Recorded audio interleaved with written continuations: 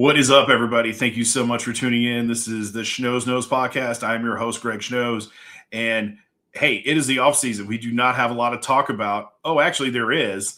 We have Sark, the comments about Texas Tech, and that whole fiasco that's going on in college football media. But again, it's because it's slow. There's not a whole lot going on. We'll probably touch on that here a little bit later. But for here today, I've kind of got a what if scenario for this 2026 team. And if you could add either Bijan Robinson or Cedric Benson as your starting running back on this 2026 Texas football team making a run to the national championship. We're going to break it down. I kind of have a thought in my mind who I would want to have in that role, but I've got some notes here. Am I going to convince myself to change my mind? What do you think? After we get this done, you tell me, did I get it right? Did I get it wrong? What did I miss? Let's talk about it. So again, before we get to that, like and subscribe if you could for the channel. We do always appreciate that. And just gives you just a little quick thing you can do for us. We so much appreciate it. Doesn't take anything, doesn't cost you anything. So just a like and subscribe to the channel will be a big thanks. So let's get right into it. 2026. Texas is going to be highly ranked, probably in the top 5. I know here, I can hear all the haters already. Let's drown all that out, folks. This is legit. We have Arch Manning, who's probably going to be in the Heisman odds. Somewhere in the top 5, I'm guessing. We know what we have with a lot of this offensive football team. The portal, offensive line, got quite a few new guys coming in. The offensive line will be better. They can't really be any worse. That was a huge problem for Texas for a lot of the time, and I think we'll get into how that played into Arch's play and how things kind of fell apart at times, and it wasn't necessarily 100% his fault. But the offensive line, we got some portal help coming in. Great. You have Ryan Wingo, who's one of your receivers coming back. You got Cam Coleman. That probably gives you the top 2 combo in wide receivers in college football. If they're not the top 2 on the same team, tell me a better pair that could be on another team. Maybe Ohio State, Jeremiah Smith. Obviously, that guy is in a league of his own by himself. So anybody you pair with him, you could probably say, you could probably put me as the number 2 in that discussion, and they would still be better than most wide receivers in college football. He'll be in the NFL shortly, obviously, as I almost said it there. But, yeah, let's see here. Arch Manning, let's start there. Did Arch have some ups and downs last year? Yeah. I think anybody would agree to that. Did he come in overhyped? Yes. But if you remember from last summer, I always try to tell everybody, look at that interview with Marty Smith where he literally said, if I'm paraphrasing here, when he was asked about getting all this preseason hype and all these things, he said, I haven't done anything. I got to go out and prove it. So for people to sit here and just hate on Arch, that's fine because of the last name. But it's like the kid wasn't sitting there beating his chest like Wolf of Wall Street. Mm-hmm. He wasn't doing anything like that. He's the subtle guy. He's the guy that's like, hey, I got to go do something first. I haven't proven anything yet. People seem to forget that quality real quick just because it's last name. And people look at the last name and think, oh, he's only this or that and the other. Just real quick, let me just do a quick, let's just jump out the way back machine a few years when Arch was getting recruited. 3 teams were recruiting Arch. Obviously, Texas, where he went and ended up. Let's take them out of the discussion. Who are the other 2 teams that were considering Arch Manning? Gee, I don't know. Nick Saban? I think I've heard of him. Yeah, he's the GOAT of college football. That guy's resume is second to none. Name you a better coach with a better resume, you can't. Nick Saban is the king of college football. I'm pretty sure he knows how to put the team together due to the multiple national championships. How many guys did he put in the NFL? And how many of those are really doing well right now? Pick any side, pick either side of the football. Look at any team. Look at your team, teams in your division. If you're an NFL fan, there's some Alabama players on there, and odds are they're pretty good. I don't know. Is Derrick Henry doing okay? I can't remember. Yeah, last I checked, he's still kicking butt in the NFL at running back, where a lot of guys that got drafted ahead of him, not in the league anymore for a couple of years now. So pretty sure Nick Saban just didn't get a note handed to him, and he went, Manning, is he related to the other guys that play quarterback? Okay, let's take him. I don't need to see tape. I don't need to see any workouts. I don't need to do anything here. Let's just give him a scholarship right here, right now. Do you think they just kind of went blindly and just said, just because of the name we're going to recruit him, he doesn't need to be any good. He doesn't need to show us anything. You think Kirby Smart at Georgia did the same thing and kind of went, nah, I don't care. I don't care if he's any good. I just see the name and let's go. That's it. That's all that matters. I'm pretty sure no. Nick Saban, Kirby Smart, all the rings that they have, and what Kirby Smart has done. Obviously, Nick Saban's retired since then, but I'm pretty sure Kirby Smart's done pretty well. Pretty sure he's won some national championships. Pretty sure he's one of the top coaches in not only the SEC, in the entire country. I don't think that's an argument. He certainly had my team's number. How many times have they played now? Yeah. Played him in Austin, lost, meaning the Longhorns. Played him in Georgia this past year. Guess what? Guess who came on top? Georgia. Put in the SEC championship game, a little bit closer. Georgia came out on top. So I'm pretty sure Kirby Smart knows how to play the game of recruiting and knows how to put a team together. Those two guys, Saban and Smart, have forgot more about college football or the game in general than I have and you have. Period. End of story. So to just sit here and blindly say it's his name, he's overrated, this, that, and the other, do you really think those two guys are going to fall for that okie doke? And everybody in the recruiting industry whose whole livelihood depends on putting these rankings out and watching these kids practice and going to their games and talking to coaches on staffs that are recruiting them, do you really think they just have no idea what they're doing either? Do you think they're just blindly going, okay, well, there's one we don't have to do anything on. His last name's Manning. We'll just put him at the top and we'll figure out the rest. We don't have to watch anything. Come on now. Let's be real. It's just silly. Many ways I could put it, but I'll just keep it PG here and say it's silly if you think it's Arch Manning's only because his name and nothing else. Bringing it back to last season with Arch. Did Arch have moments where he looked pretty bad at times? Yes. Were the mechanics off? Obviously. Did he have some moments where he could have played a lot better? Yes. I could think of the first play of the Ohio State game. DeAndre Moore is wide open on the first play of the game. What happened? The ball hit like 3 yards in front of him in the dirt. Wasn't even close. Really? Yeah, that was rough. But people seem to forget breaking in a brand new offensive line, guys playing new positions. I mean, I think you don't lose the offensive line that Texas had that continuity that they had. Oh, by the way, Kelvin Banks was a top 10 pick in the NFL draft at left tackle. You don't replace guys like that and somehow not skip a beat. Offensive line especially. Anybody who knows of football, that offensive line needs to gel. Those guys need to become a unit together and be able to make the running game better. Oh, running game. Did I just mention that? Offensive line's not doing great, which means running backs aren't doing great because the running backs have nowhere to go and the offensive line's not getting a push and making holes. Then the running backs are not doing anything, so they're not effective. So run game's not good. Offensive line's not blocking very well in the pass game or the running game. So who does it all fall on? Arch and his shoulders. By the way, there's pressures of his name, being the quarterback in Texas, all the hype that he didn't ask for, and now he's not playing good. And then in some of these games, if you look at that Florida game that they lost, he got the living tar knocked out of him a few times, quite a few times. And that kid just kept bouncing back, didn't say anything, didn't throw anybody under the bus, said, I got to play better. And I'm sure he played through some injuries, some stuff that we'll never know. But just to sit here and say Arch is a bum and he's this, that, and the other last name, it's just moronic.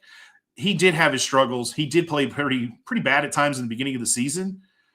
Fast forward to the end of the season, anybody that knows the game of football saw him play at a better level. It's pretty obvious. Did he have some struggles? Sure. He had struggles on the road to Kentucky. He had struggles on the road to Mississippi State. They still found a way to win. That's got to mean something. Are those two teams titans of college football? Obviously not. But you got to go on the road in the SEC and win. That's all I heard all these years being a non-SEC team. Being a Texas fan, the SEC, you just don't know week in, week out. It's a grinder. Well, if Texas grinds out a couple ugly wins, then all of a sudden it doesn't mean anything. But we'll just leave that there. But yeah, Arch had some struggles. He played a lot better at the end of the year. You don't believe me? Listen to guys like Joe Klatt and Greg McElroy. They played the position in college. Greg McElroy played for Nick Saban and won a championship. Again, if those guys saw something and they believe in it, I'll probably hold their weight. Their opinion holds a little bit more weight with me than just random Instagram guy. Arch is a bum. He stinks. He can't play. Look at what he did against this team. Okay, bro. But let's just remember. I mean, Connor Strode, there's a guy who started at guard for Texas against Ohio State week 1. He didn't even play towards the end of the season. He got benched and never saw the field ever again. So you have guys that are in your starting offensive line week 1 that end up getting benched. He got benched for a true freshman, by the way. Both of those guys have since transferred. I'm just saying, look at the whole picture. Don't just put it all on Arch and say he was a bum. Yeah, he had some moments, but he definitely played better. Look at that Michigan game. You can't tell me he doesn't look better. Look at that A&M game. You tell me he doesn't look better and just shows you those flashes. Does he need to be more consistent? Sure. Gee, he's only been a starter for, I don't know, last year was the first year. He only had a couple starts the year before. Give the guy some time. You got Sark in his offense. You got Cam Coleman, top priority wide receiver in the portal. Now he's at Texas. Got Ryan Wingo. Got to deal with those drops, buddy. We got to fix that. So you have those two. Running back is the thing that I'm kind of tight end.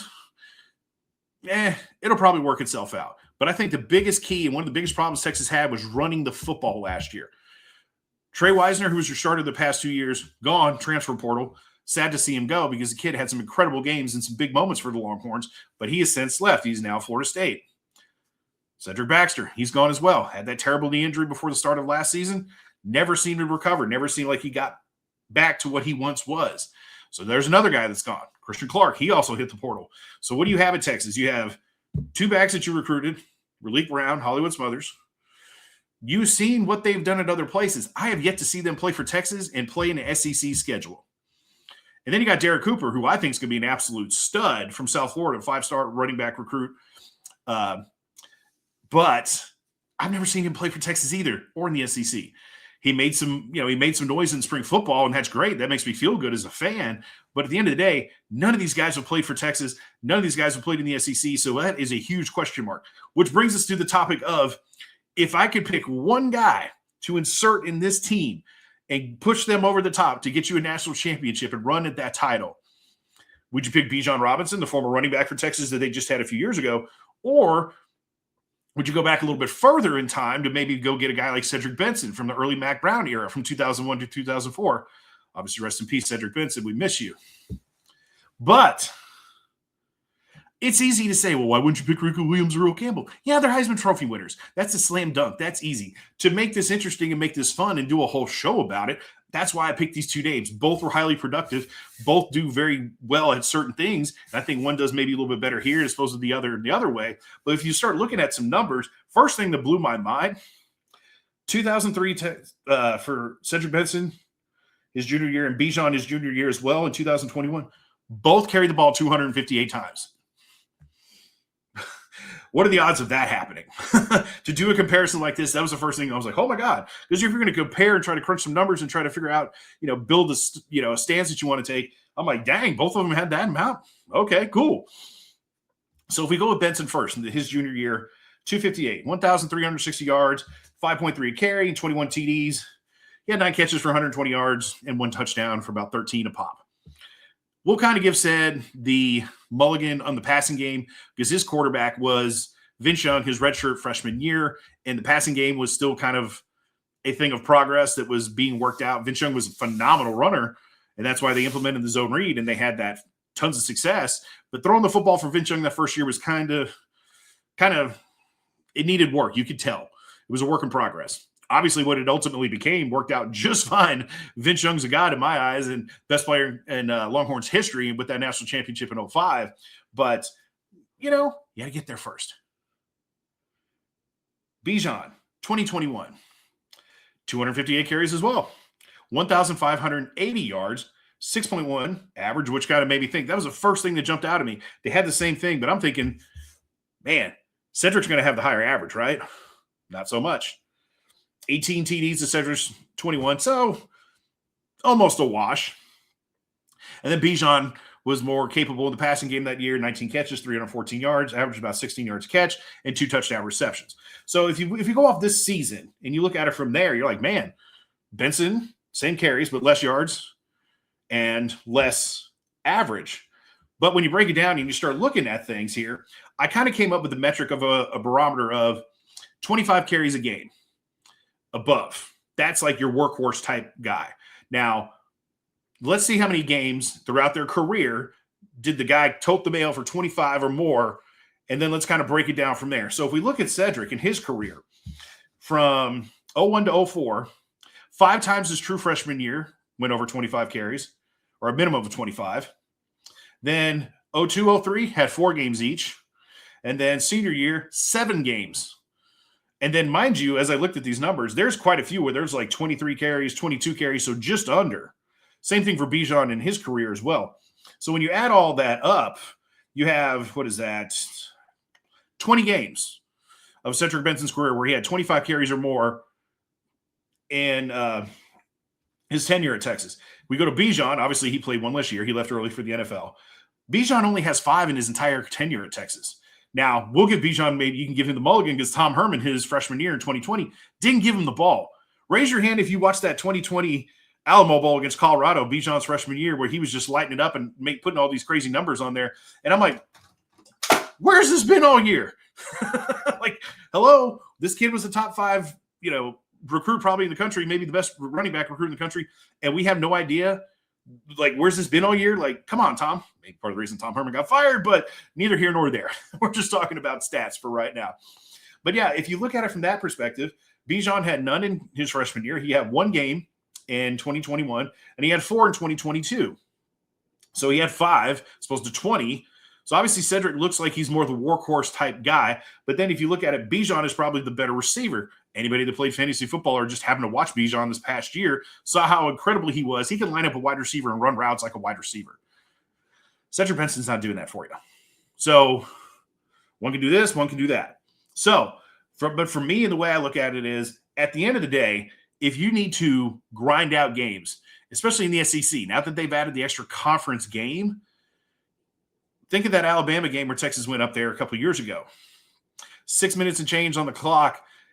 Texas ran out the clock, just running the ball, getting first downs and churning out first downs and killed the clock and won that game on the road, closed it out, shut the door. Okay. That's what I think this would get Texas over the hump, because inevitably you're going to get in games like that. When you get close to the goal line, we'll go back to that Ohio State game in the season opener. How many times did Texas go for it on 4th down and not get it? How many times did they go for it with Arch in a quarterback sneak? Oh, gosh, that one right at the goal line early in the game. His neck was bent all back. I'm like, Jesus, that looked horrible. Good thing these kids are made out of, rubber bands at those young ages, because, that kid it just looked horrible from that angle. But I think that showed a lack of confidence that what Texas had with obviously the offensive line and the running backs. We can't get a push, and we're going to be handing off the running back who's 4 or 5 yards deep behind us. Arch is right here. Let's just sneak in and try to get it over there quickly. I think that was the mindset, and that was one of the biggest flaws that Texas had last year. Sark recognized that. The other teams obviously recognized it, so they're going to stack the box because they're like, okay, if they're going to do a sneak, we're not scared about them running the ball. And unfortunately, that's kind of what happened. I think when you have guys like Cedric Benson, who can get you that 3rd and 1, get you that 4th and goal. Because how many times do we watch football and you hear, oh, man, it's 3rd and a long 2. Something like that, right? Where it's just man on man. We're going 2 tight ends, fullback. We're putting somebody in motion. We're going to put, a D tackle as putting a guy in motion as a eligible receiver who's going to be just trying to blast open a hole somewhere to get us that yard, to get us in the end zone. Again, Texas OU game a few years ago where Texas got to the goal line and inserted defensive tackles at fullback, and they couldn't punch it in. At some point, that is going to come. Does that help Texas win that game? Ultimately, at that point, maybe. We'll never know. But I do know one thing. They got to that goal line and got absolute 0. And it just boggles my mind. I'm 46 years old. When I watch teams line up, when you're inside the 5-yard line, you're going 3-4 wides in the shotgun. What? What are we doing? What are we doing? We're 3 yards away. We're lined up with the shotgun? 4 wide receivers? Okay, sometimes you can try to do something, maybe catch somebody off guard, but I think today's football has gotten away from the physicality of these short yardage situations. I would think as an offensive lineman, you want to go in there, hit somebody in the mouth, and put somebody on their back and watch your running back go into the end zone. Get that first down, kill the clock. The other team knows it's a wrap now. We have no timeouts. All I got to do is take a couple knees. Game's over. I think that was what you would want. So for me, I look at it that as Bijan is the more athletic guy. Bijan can do more things outside. Not saying he can't put it in between the tackles and run it 25 times a game, but in his Texas tenure, if we're talking strictly about what they did at Texas, and if we're going to insert them into the Longhorns team this year to try to get to a national championship in our mythical what would you do? Who would you pick? The guy that's got 20-plus games of 25 carries or more, give or take how many, 70 plays a game, or roughly how many snaps you get in a college football game offensively. So if you're running it 25 times or more, that's a minimum of 36% if you're running it at least 25 times. That's controlling the clock. That's limiting your other team's possessions. They can't score if they don't have the ball. It's hard for the quarterback to throw a touchdown pass when he's drinking Gatorade on the bench watching the big screen, right? So I think that type of mentality is what you would need on this team. I think with the improved offensive line, what you have at wide receiver, I mean, Wingo, Coleman, Emmett Mosley, Jermaine Bishop is another name that came out and had a really good spring season in here a few months ago from the freshman, true freshman 5-star recruit that's just got the blazing speed. Will he be a contributor? I don't know. But my point is, you've got all these, you got all this great eye candy on the outside and all these guys that are fast and can, make plays in space, this, that, and the other. At the end of the day, you got to grind out some tough yards. You got to grind out some tough games against OU, against Georgia, which you haven't done yet, Alabama, Texas A&M, all these tough games. I mean, even the games against Kentucky and Missouri, those came to the very end. Those were no gimmies. There are no gimmies in this league, obviously. That's what I was told for all these years. When somebody who was an elite struggled in a game against a team that was maybe not an elite one, kind of towards the bottom. But hey, now that Texas is there, that's what they have. That's what you need. So for me, if I'm doing it, if it's me and I'm making that decision, I'm going to pick 2004 Cedric Benson. He is your RB1, and let's ride this sucker all the way to the national championship. Bijan, we love you. I got your autographed bottle of mustard when we met a few years ago at the Central Market in Austin. That was really awesome. Really nice guy. Good dude for sure. But I think if I had to pick it right here, right now, and I just had to, if I had to put everything I believe and everything I love on this Texas football team and what it would be and what it could potentially ultimately lead to, which is a national championship, and then taking this thing to the top, shutting up everybody, saying Sark can't win the big one, Arch is overrated, Texas is soft. You could shut all that up like that. With Cedric Benson, that's the guy I want running the football for this 2026 team. But hey, it was fun. Tell me what you think. Did I get it right? Did I get it wrong? Would you rather have Bijan? Tell me why. I love doing these shows and what ifs because, again, we don't have many games really to go about. All we can do is these kind of things. And obviously with Sark and what's going on with Texas Tech and the comments he's made, we're going to definitely cover that here in a little bit because I definitely would love to talk about that in another episode. But, yeah, thank you so much for tuning in this one. My name is Greg Schnoes, your host of the Schnoes Knows podcast. Thank you so much for tuning in. Can't wait to talk to you again. Have a great Memorial Day weekend. Don't forget to thank everybody that's a veteran for their service. But obviously, with being Memorial Day weekend, ultimately, we got to remember those people that didn't come home, that made the ultimate sacrifice for us and our freedoms. Take a minute to thank those people, thank them for their ultimate sacrifice because, a lot of those young guys, unfortunately, never made it back. So it's not just burgers and pool parties for this weekend. That's the real reason for the holiday. Just remember that. So as always, thank you so much for tuning in. My name is Greg Schnoes, Schnoes Knows Podcast. Y'all have a great time. Great weekend. Enjoy it. And I will talk to you guys soon. Bye.